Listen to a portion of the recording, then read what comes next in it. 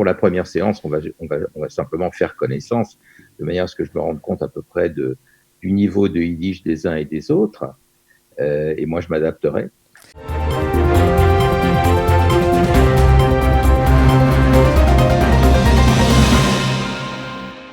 On va aujourd'hui donner la parole à un monsieur qui s'appelle Charles. Alors j'espère que je ne vais pas l'écorcher. Goldschlager, Glaire, quelque Voilà, chose à comme ça. l'Ashkénaze, on dit Goldschlager normalement. Voilà, Goldschlager, il est là, il est prof notamment de yiddish et il va enseigner le yiddish et bien sûr ce centre communautaire virtuel. Comment allez-vous, Charles?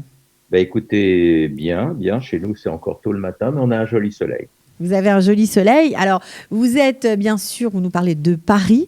Et ce qui est génial avec donc Zoom, Internet, etc., c'est que vous allez donner des cours à tous les francophones d'Israël. Voilà, Alors, le cours, c'est un petit peu un grand mot. Je ne suis pas véritablement un atelier, on va professeur dire. professionnel. C'est plutôt des cercles de conversation. Ok, des cercles de conversation. Alors, comment ça va se passer et à partir de quand on va pouvoir vous suivre? Écoutez, normalement, ça devrait commencer demain à 14h30, de 14h30 à 16h30. Ok. Et ben, normalement, je pense qu'il y a eu des invitations qui ont été lancées par Kalita. Donc, ça va être aussi la surprise pour moi de voir qui nous rejoint. Et comment ça se passe d'habitude? J'en fais déjà en France plusieurs depuis pas mal d'années. Eh bien, on se retrouve et on propose. Alors là, pour la première séance, on va simplement faire connaissance, de manière à ce que je me rende compte à peu près du niveau de yiddish des uns et des autres. Et moi, je m'adapterai. Alors, est-ce que justement c'est réservé à ceux qui parlent déjà yiddish, qui ont déjà quelques rudiments de cette langue, ou c'est pour tout le monde?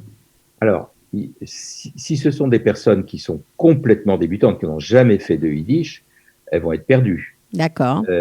Mais si ce sont des gens qui en ont déjà fait un petit peu, qui ont un peu parlé ou qui ont entendu parler chez eux, mais qui ont perdu parce que ça fait longtemps qu'ils ne l'ont pas utilisé, alors là, moi, je récupère tout le monde.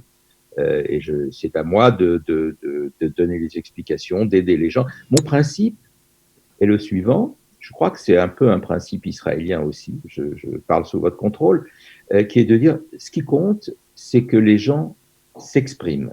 Comment font les immigrants quand ils arrivent dans un pays? Ben, ils ne commencent pas par faire 10 ans de grammaire avant de parler chez le commerçant et chez les voisins. Ça, c'est sûr. Et c'est ça qu'il faut. Il faut que les gens arrivent à s'exprimer. Et s'ils n'ont pas tout le vocabulaire, je les aide. Et puis s'ils doivent glisser quelques mots de français dans la conversation, ben, ils font comme font les immigrés et on se débrouille. Et moi, je suis là pour les aider. L'important, c'est de s'exprimer. Et la plupart des temps, en tout cas, je parle pour l'expérience que j'ai avec les gens qui viennent dans mes cercles de conversation que j'organise en France. Le principe, c'est que les gens en savent beaucoup plus que ce qu'ils arrivent à dire. Parce qu'il y a toujours disons, vous savez, il y a une différence entre ce qu'on appelle la connaissance passive et la connaissance active. Il y a des choses qu'on comprend quand quelqu'un le dit ou quand on ouvre un livre, il y a des choses qu'on comprend, mais s'il faut les dire soi-même, on est coincé. Donc, tout l'objet de ces cercles, c'est de décoincer ça. C'est-à-dire qu'il y a des connaissances anciennes, on a du mal à les mobiliser parce que le cerveau est fait comme ça, que les choses qu'on n'utilise pas tous les jours, eh ben, elles ne viennent pas spontanément. Et c'est uniquement par la pratique qu'on arrive à les faire venir, à avoir une conversation plus fluide. Et c'est ça tout l'objet de ces cercles de conversation, c'est de fluidifier les connaissances qu'on a déjà, puis les compléter au fur et à mesure. Alors, converser avec Zoom, ça ne doit pas être très facile. Est-ce que vous allez utiliser aussi des supports ou pas vraiment? Alors, on verra à l'usage, au besoin, mais encore une fois, c'est pas un cours professoral, c'est vraiment de la conversation. Donc, on peut projeter, évidemment, avec Zoom, mais encore une fois, je le fais régulièrement. Depuis le confinement, j'aurais dû en faire une douzaine, et ça se passe très, très bien. Ça se passe très, très bien. En général, je propose un thème, où les participants proposent un thème dont ils ont envie de parler, et puis chacun à son tour s'exprime, et moi j'aide les gens. Et puis ça, c'est une première partie. Éventuellement, j'envoie un texte également. Alors, j'utilise différentes sortes de textes, plus ou moins compliqués. Encore une fois, ça dépend du niveau des participants. Et je les envoie en 2 versions. J'envoie une version écrite en caractère hébraïque, pour les gens qui savent déchiffrer en caractère hébraïque. Alors, je préviens tout de suite, les interlocuteurs israéliens connaissent tous les caractères hébraïques, évidemment. Mais le yiddish ne se lit pas comme l'hébreu. Donc, les gens qui n'ont pas l'habitude peuvent être désorientés. Et puis, j'envoie aussi une version en caractère latin, donc phonétique. Comme ça, tout le monde peut y trouver son compte. D'où vous vient cet amour de la langue et ce désir de transmettre le yiddish aujourd'hui? Alors, écoutez, d'abord, c'est ma langue maternelle. Ok. C'est-à-dire, je suis né en France tout de suite après la guerre, et je suis né en France 15 jours après que mes parents soient arrivés en France, et leur langue quotidienne, c'était le yiddish. Donc, moi, j'ai appris à parler en yiddish. Et puis après, bon, j'ai été élevé en France, j'ai appris le français avec les copains, avec l'école, bon, comme tout le monde. Donc, c'est vraiment ma langue. Et bon, que j'ai pas quand mes parents ont disparu, j'ai cessé d'avoir des interlocuteurs. Et puis, je m'y suis remis à la retraite. Et puis, je me suis dit qu'il fallait faire quelque chose, qu'il fallait absolument transmettre cette langue et cette culture, qui a été une grande culture. Bien sûr.